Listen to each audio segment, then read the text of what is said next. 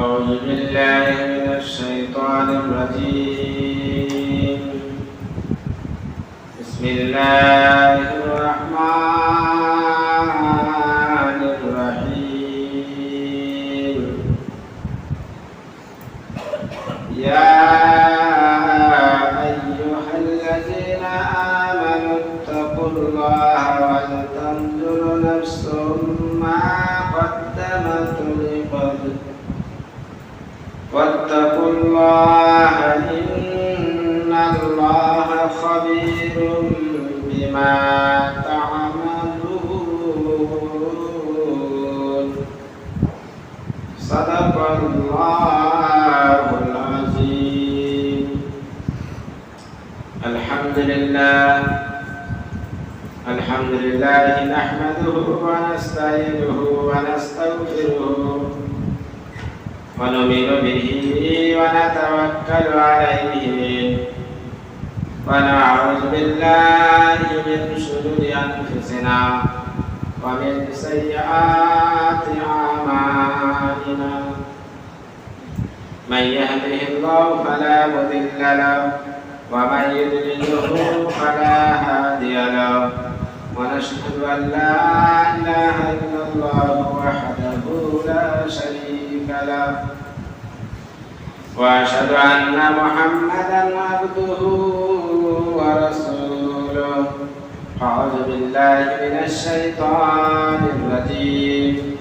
إن الله وملائكته يصلون على النبي يا أيها الذين آمنوا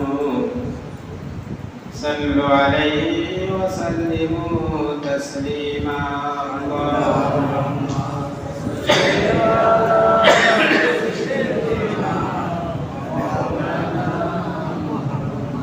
وعلى آل سيدنا مولانا محمد. اللهم صل على محمد وعلى آل محمد كما صليت على إبراهيم وعلى آل إبراهيم إنك حميد مجيد. اللهم بارك على محمد وعلى آل محمد كما باركت على إبراهيم وعلى آل إبراهيم إنك حميد مجيد. সমস্ত প্রশংসা সমস্ত তারিফ সেই মহান স্রষ্টার দরবারে, যিনি আমাদেরকে বড় ভালোবেসে পবিত্র জিলহজ মাসের প্রথমতম জুমার নামাজ আদায় করার জন্যে পবিত্র অবস্থায় তার ঘরে আমাদেরকে হাজির করিয়েছে এবং তার সাথে সাথে মহান রব্বুল আলামিনের আসমানি কিতাব থেকে কয়েকটা আয়াত তেলাওয়াত করে এবং শোনার এবং শেষ নবীর প্রতি আমাদের দরুদ পড়ার সুযোগ করে দিলেন। এর জন্য আমরা প্রত্যেকে আল্লাহর কাছে শুকরিয়া আদায় করি, আলহামদুলিল্লাহ। এই মাসে আল্লাহ রাব্বুল আলামিনের একটা হুকুম আছে, যেটা ফরজের দরজানে ফরজ। ইসলামের 5টা আরকান আছে, তার মধ্যে একটা হুকুম এই মাসে বেশি আছে, সেটা হলো হজ। আল্লাহর অনেক মেহমান তারা দুনিয়া ছেড়ে নয়, বিভিন্ন রকমের প্রান্ত থেকে আল্লাহর ঘরের কাছে গিয়ে হাজির হয়েছেন আল্লাহর একটা ফরজ হুকুম আদায় করার জন্য।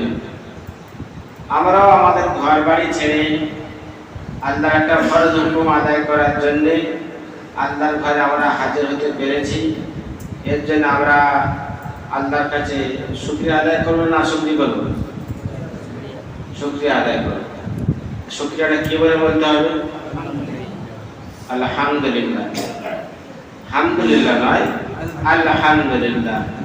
আর ইসলাম বলতে যখন পড়াশোনা করতাম तो उर्दू जहाँ लिखते था बोले बंगाली का हाथ का लिखा हुआ है ना, इसमें आलिफ भी गायब है और कई कई नुक्ता भी गायब है। और কোনো কোনো জায়গায় নুকতা দিতে সেগুলো ছেড়ে যাবে আর আলিফও উড়ে যাবে।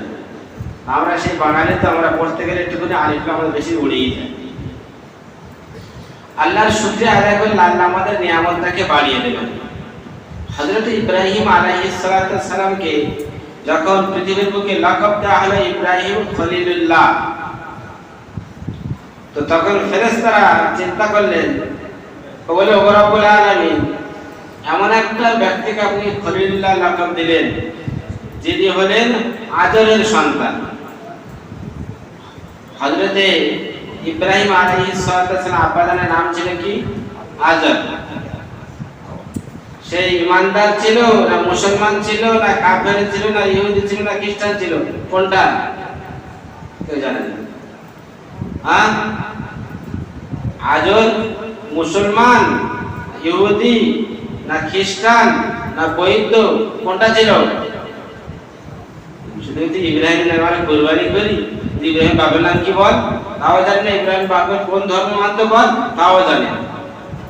গরুর গোশত কত ওজন হলো বলে দিতে পারে গরুটা দেখে। হ্যাঁ, তো হযরত ইব্রাহিম আলাইহিস সালাতু ওয়াস সালামের আব্বা জান তিনি তখন ইসলাম গ্রহণ কবুল করেননি, ইসলামের বিরোধিতা ছিলেন। ইসলামের বিরোধিতা কারা থাকে? ইমানদাররা থাকে বলে মনে হচ্ছে, তাই এবেলা বোঝে না। তো তার সন্তান যে খলিলুল্লাহ লকব পেলেন, ফেরেশতারা একটু আশ্চর্য বোধ করলেন। তো বলে রব্বুল আলামিন, ইব্রাহিম খলিলুল্লাহ লকব পেয়ে গেল, আমরা ফেরেশতা তো ইব্রাহিম যে খলিলুল্লাহ লকব পেয়েছে, আমরা একটু তার কাছে কয়েকটা বিষয় জানবো। আল্লাহ বলেন, যাও, আমি ইব্রাহিমকে এই জন্য খলিলুল্লাহ নাম দিইনি, তোমরা একটু গিয়ে দেখো। তো একজন ফেরেশতা মানব রূপ ধরে ইব্রাহিম আলাইহিস সালামের কাছে এসেছেন। আশা করছি, ইব্রাহিম, আল্লাহ পাক তোমার অনেক বড় মর্যাদা দিয়েছে, তুমি খলিলুল্লাহ হয়েছো, তুমি খলিলুল্লাহ হয়েছো, আল্লাহ তোমার কত সম্পদ বা কত মর্যাদা দিয়েছে।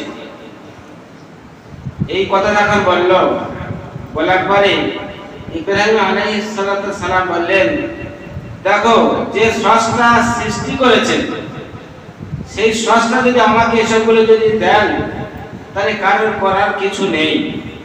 এই কথা বলার পরে ওই ফেরেশতারা বলে সুবহানাল্লাহ। কি বললেন? যে স্রষ্টা সৃষ্টি করেছেন তিনি যখন এত আশ্চর্যজনক কথা ইব্রাহিম যখন বললেন, তো তিনি শুকরিয়া আদায় কি বললেন? যে সুবহানাল্লাহ। এই ফেরেশতা যখন সুবহানাল্লাহ বললেন, ইব্রাহিম খলিলুল্লাহ, যে তুমি আমার আল্লাহর তাসবিহ পাঠ করেছো, তখন আমি এর বাদৌলতে আমি তোমাকে আমার যে বদরুল উট আছে, এই উট একটা তোমাকে আল্লাহর রাস্তায় দান করে দিলাম, হাদিয়া দিয়ে দিলাম। যখনই একটা জিনিসে হাদিয়া পেল ওই ফেরেশতা তখন আল্লাহর শুকরিয়া আদায় করেন। কি বললেন? প্রথম কি বলেছিলেন? সুবহানাল্লাহ। আল্লাহর তাসবিহ পাঠ করার জন্য তাকে একটা উট দান করে দিলেন। আর দ্বিতীয়বার যখন উটটা যখন পেয়েছেন, যখন হাদিয়া স্বরূপ আমাদের কোনো যখন জিনিস যখন পাবো, তখন আল্লাহর শুকরিয়া আদায় করতে হবে। কি বলতে হবে? আলহামদুলিল্লাহ। একটা সবক আপনারা পেয়ে গেলেন। যদি আপনাকে কেউ এক কাপ যদি চা খায়, চাটা খাবার কি বলবেন? খুব ভালো আছে, মাটির ভালো হলে ভালো হতো। আপনি খাওয়ার পরে শুকরিয়া আদায় করতে হবে যে আলহামদুলিল্লাহ। বা কেউ কোনো জিনিস উপরে দিয়েছেন, শুকরিয়া আদায় করতে হবে আলহামদুলিল্লাহ। তো যখন এই ফেরেশতা যখন উট পাওয়ার পরে যখন আলহামদুলিল্লাহ বললেন, আরো তখন উটের পাশ থেকে আরো একটা উট ইব্রাহিম আলাইহিস সালাম ওই ব্যক্তিকে দিয়ে দিলেন।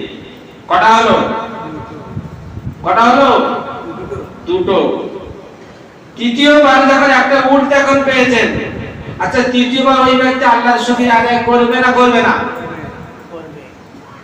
ওই ব্যক্তি তৃতীয়বার আল্লাহর শুকরিয়া আদায় করবে না করবে না? তৃতীয়বার বলে আলহামদুলিল্লাহ। ইব্রাহিম আলাইহিস সালাম বলে, আল্লাহ যখন শুকরিয়া আদায় করেছেন, আরো একটা উট দিয়ে দিলাম। আমার আপনার মানুষ নবী যদি শুধু আলহামদুলিল্লাহ বলে যে উট যদি পাওয়া যায়, ওই ব্যক্তিকার প্রতিটা উটের পরে কি বন্ধ দেবে? ওই কি বন্ধ দেবে? ও একটা উট পেয়েই যাবে আর আলহামদুলিল্লাহ বলেই যাবে, যাবে না? কিন্তু আমরা এত হতভাগা, আমরা এই কথাগুলো শুনে এখন আলহামদুলিল্লাহ বলতে পারি না। বলতে পেরেছেন যে উট জায়গাটা ফেলে দেখাতে একবার আলহামদুলিল্লাহ বললে কত সব, এই দ্বিতীয়বার বলার পর আপনারা আলহামদুলিল্লাহ বলেছেন? বলেছেন কি বলুন? তা বলেন না। তো যখন ও বলতেই থাকছে, ইব্রাহিম আলাইহিস সালাম দিতেই থাকছে, দিতে দিতে দিতে দিতে উটের পাল পুরো শেষ, সব ওই ব্যক্তিকে আল্লাহ রাস্তায় দিয়ে দিলেন। দিয়ে দেওয়ার পরে এখন ওই ব্যক্তি বলছে, ইব্রাহিম এখন তো তোমার কাছে কিছুই নেই, আর উট তো শেষ, এখন যদি আমি আলহামদুলিল্লাহ যদি আল্লাহর শুকরিয়া আদায় করি তাহলে তুমি কি দেবে? মাল তো শেষ, কি দেবে? বলছে দেখুন, যে স্রষ্টা আমাকে সৃষ্টি করেছেন, যিনি আমার খলিলুল্লাহ লাকব দিয়েছেন, সেই রবের শুকরিয়া যখন আমার সামনে যখন আদায় করবে, আমি এতগুলো উট তোমাকে তখন দান করে দিলাম, তাহলে উটগুলোকে লালিত করে দেখার জন্য একটা রাখালের প্রয়োজন আছে, আছে না নেই? এখন যদি তুমি শুকরিয়া আদায় করো, আমি ইব্রাহিম আমি খোদ তোমাকে দিয়ে দেব তোমার বাড়িতে নকরি করার জন্য, উটগুলো দেখা করার জন্য, দেখভাল করার জন্য। ওই ফেরেশতা মানব রূপ ধরে দিয়েছিলেন, বলে এই জন্য আল্লাহ রাব্বুল আলামিন আপনাকে খলিলুল্লাহ করেছেন, আর আদাস কাউকে করেননি। আপনার অন্তরটা কত দেখে নিলাম। তো ওই ফেরেশতা কিন্তু সে উট নিতে আসেনি, সে শুধু ইব্রাহিমের পরীক্ষা নিতে এসেছে। ইব্রাহিম খলিলুল্লাহ লাকব যেটা পেল, এর অন্তরের মধ্যে কি আছে, আল্লাহ কি এই ব্যক্তির মধ্যে পেয়েছে যে একে খলিলুল্লাহ লাকব দিয়ে দিল, যে জাতির পিতা হয়ে গেল। তো ইব্রাহিম আলাইহিস সালামের কাছে যখন ওই ফেরেশতা ফিরে যাচ্ছেন, মহান স্রষ্টা রব্বুল আলামিন বলেছেন, রব্বুল আলামিন সত্যিকার আপনি যে নির্বাচন করেছেন, যাকে খলিলুল্লাহ লাকব দিয়েছেন, এরকম পৃথিবীর বুকে আর খুঁজে পাওয়া যাবে না। আমরা শুনে কি বলবো? সুবহানাল্লাহ বলবেন না? কোথায় কোন জায়গায় সুবহানাল্লাহ বলতে হয় আর কোন জায়গায় আলহামদুলিল্লাহ বলতে হয়, একটুকুনি জেনে রাখাটাই ভালো।